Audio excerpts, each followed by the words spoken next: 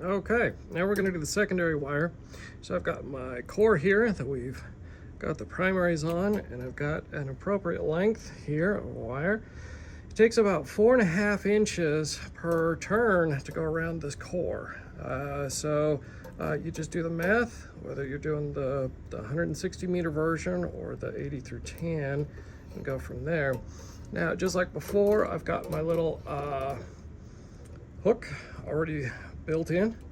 So that first wind is just boom, right like there.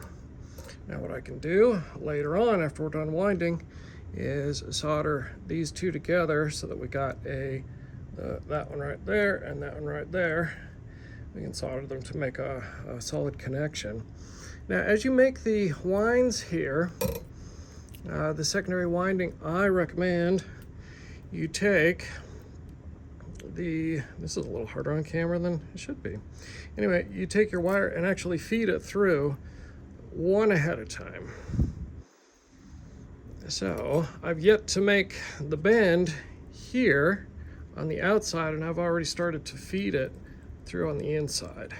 That helps prevent you from having to make a ton of turns and work hard to straighten things later. So we're going to make this as tight as I can. Going to work with the wire up and down, and creasing it here with the thumb. That looks pretty good. Crease it here on the thumb, right around your edge, and pull it through real nice and tight. Now you see, as I'm pulling, I'm wiggling up and down. You can place your thumb on the inside of that coil and hold it as you're wiggling up and down and get a really nice tight wind there. Now we're going to make another pass.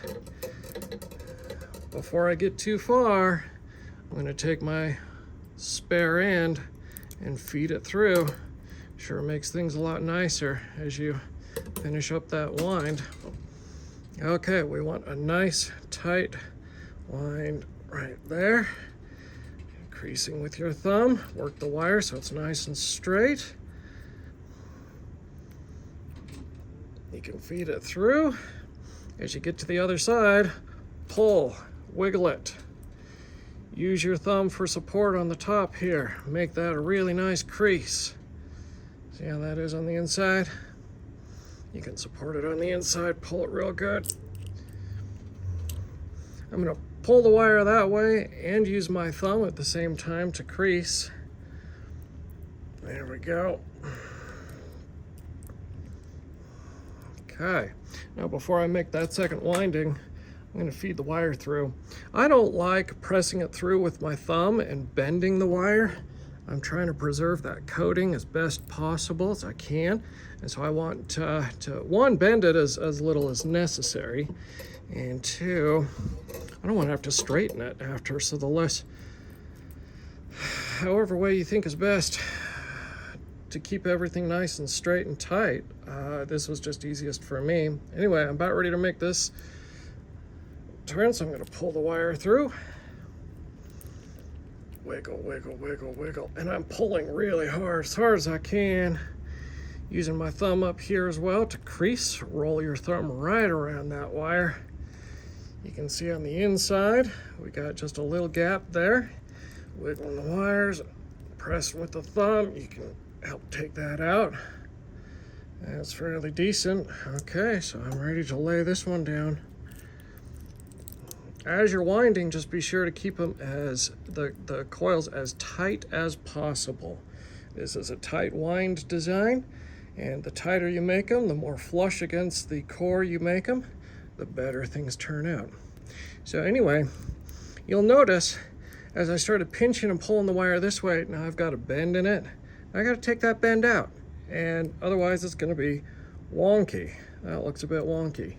So I try to minimize that by feeding the wire ahead of time and not trying to push where I don't need to. You don't want to press ahead of where you're actually winding.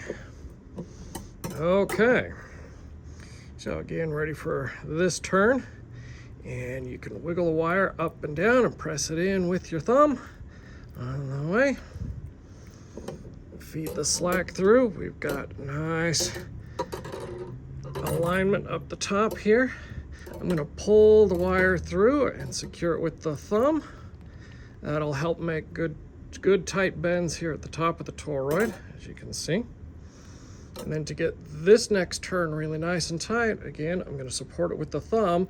I'm going to really push hard in with the thumb, and I'm going to wiggle that wire on the other end, up and down, up and down, up and down, and you can press it real good into place. Okay, there we go. So that is the kind of winding style that we're aiming for, and the kind of results that we're getting on the inside and on the outside. Now you'll notice the coil wants to slip away, so I'm going to try to push it together, using that zip tie as a good anchor point to press and press and press and press. Now, when we do our solder job, this gap may disappear a little bit, and that's okay, but you want to make sure as you are winding to take up as much slack as you can in the secondaries. You want them just real flush as can be.